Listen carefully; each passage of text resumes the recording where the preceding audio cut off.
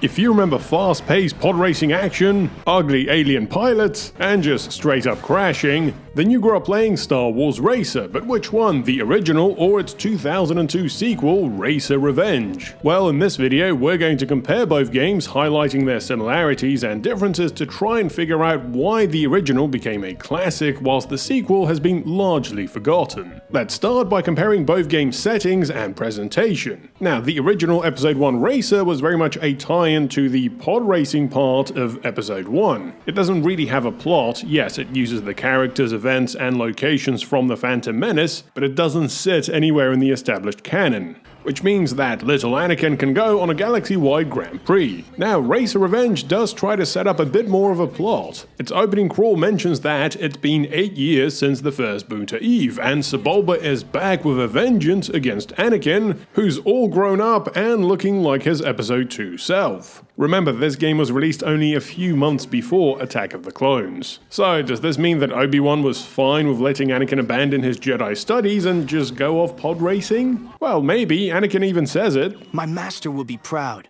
Maybe it was more of a school holiday kind of thing for Anakin. Now, speaking of characters, the original Episode 1 Racer had a total of 23 playable pilots and their pods. All of the racers from the movie, such as Sebulba, Dub Bolt, Guzgano, and Ben Quadranaros, make a return. Plus, the game also includes several characters and pods which were designed for the movie but never made it to the final cut. Characters like Fud Sang, Toy Dampener, and Bullseye Navia, everybody's favorite sleep paralysis demon. Racer Revenge had a slightly smaller roster with only 18 characters and pods. We've got grown-up Anakin along with his new pod racer, plus some returning favorites like Ben Quadranaros, Dud Bolt, and Odie Mandrell, who's got the moves in this one.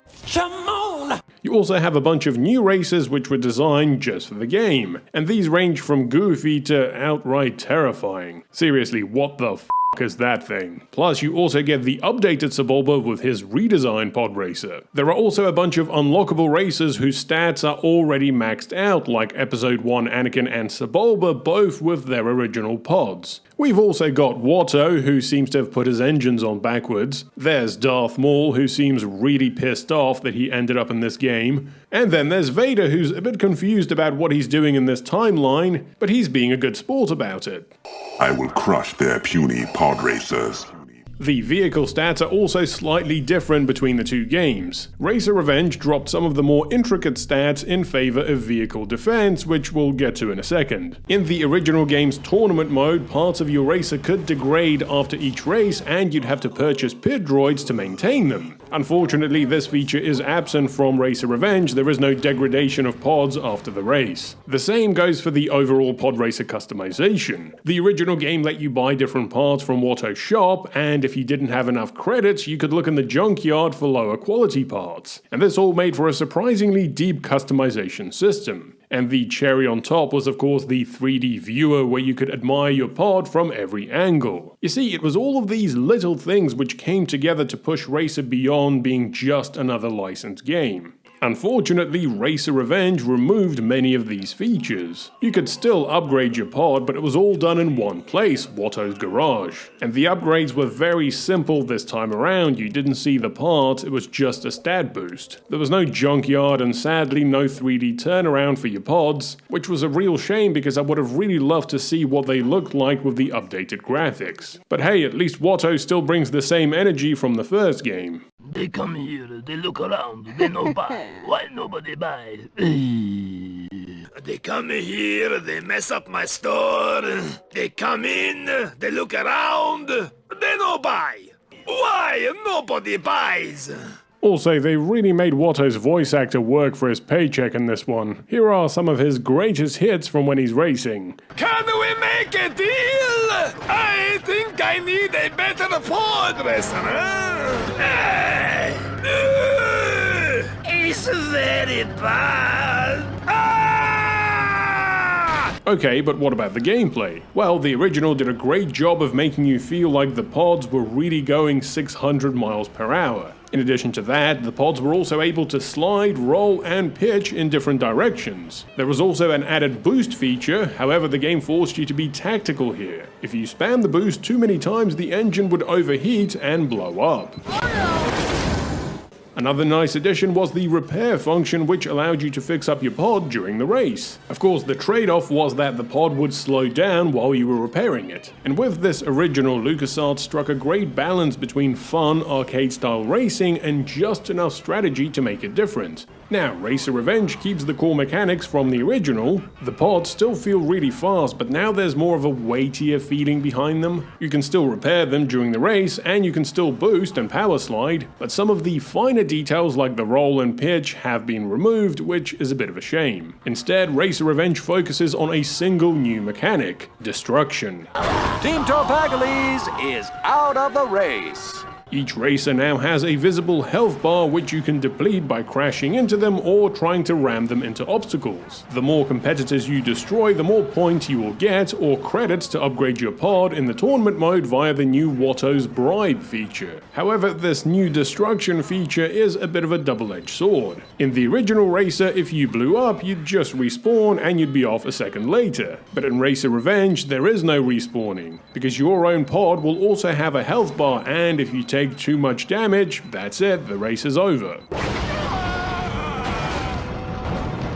Now, the most memorable part of the original game was most certainly the tournament mode, which had you compete across 4 different championships. There were a total of 25 different tracks set across 8 worlds. We had Tatooine with 2 versions of the Boonta Eve Classic, a straightforward beginner track and a more complex version with diverging routes and sharp turns. Mon Gaza was a polluted industrial space mining planet. The tracks here cut through loading fields, spice mines, and shanty towns, all covered in thick orange mist. Aquilaris was a proto-Camino type planet. These tracks had you race above and underwater, cutting through tunnels which connected the floating cities. Ando Prime was a snowy planet filled with mountainous roads and slopes. You'd go inside and over mountains and across frozen lakes. Balastair made for a really interesting contrast. All the tracks on this planet were shrouded in darkness, broken up only by this green methane gas coming out of the ground. Uvo 4 was a prison colony asteroid and also doubled up as a mining operation. The tracks here had you squeeze through obstacles and tight openings while trying to avoid asteroids in the zero-gravity tunnels. Ordilbana was an abandoned gas mine that pays homage to Bespin.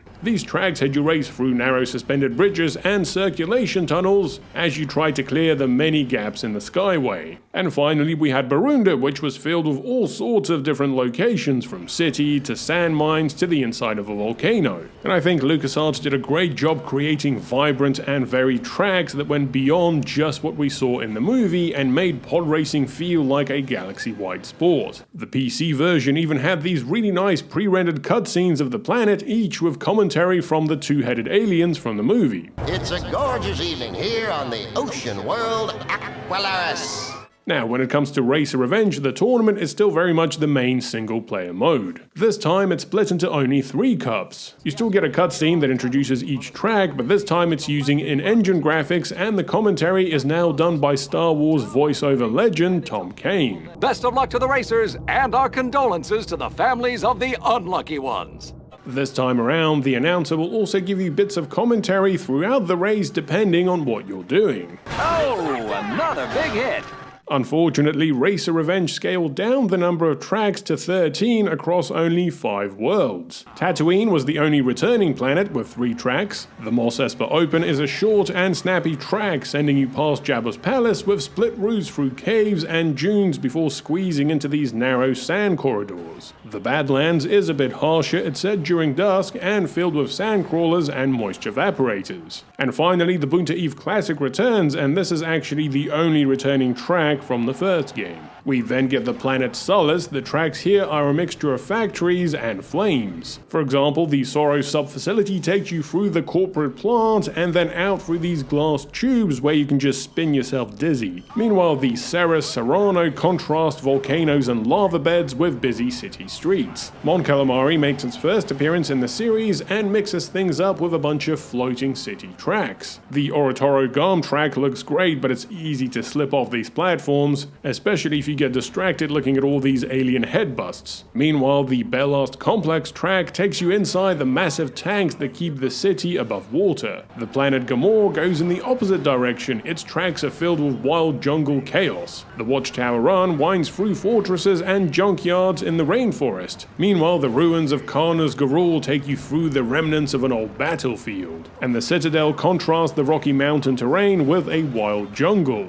And finally, we have the planet Ryloth with two very interesting tracks. Fans of the old expanded universe will know that Ryloth is locked in its orbit, meaning that one side of the planet is in perpetual light whilst the other is in constant darkness. And so we have the Brightlands, a harsh, desolate, rocky track with the sun blinding you as you race, and then the Nightlands set across a dark, jagged terrain surrounded by giant crystal mushrooms. Now, whilst I think the original Racer tracks are a bit more iconic and varied, Racer Revenge should definitely be recognized for doing its homework and providing us with some really stellar tracks from the expanded universe. I just wish it included one or two more planets. Also, Racer Revenge's tracks rely way more on having diverging paths or shortcuts than the original. When it comes to the visuals, Racer Revenge clearly has the upper hand as it's running on the next generation of hardware compared to the original. But looking back at it these days, it's not really as big of a leap as we remember. For example, here is a comparison of the Bunta Eve Classic track from both of the games. There's a new contender for the trophy.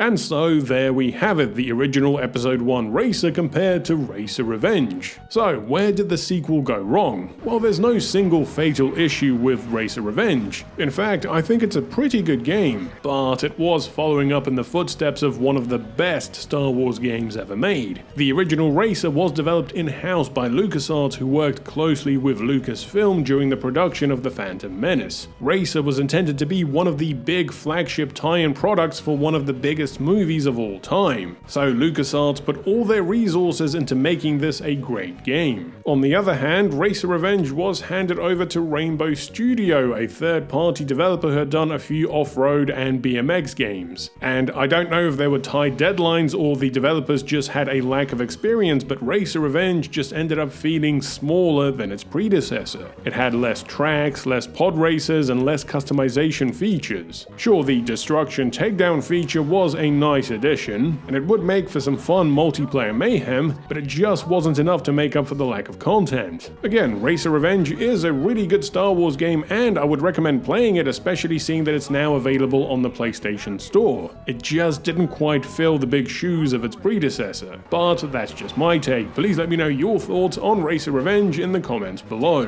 Which do you prefer? Which is your favorite racer? And why does Anakin have such stubby arms in this one? As always, thanks for watching. Please consider supporting me on Patreon, and a big thanks to my existing patrons. If you've enjoyed this video, then please remember to like, subscribe, and hit the bell. Thanks for watching, and I'll see you next time.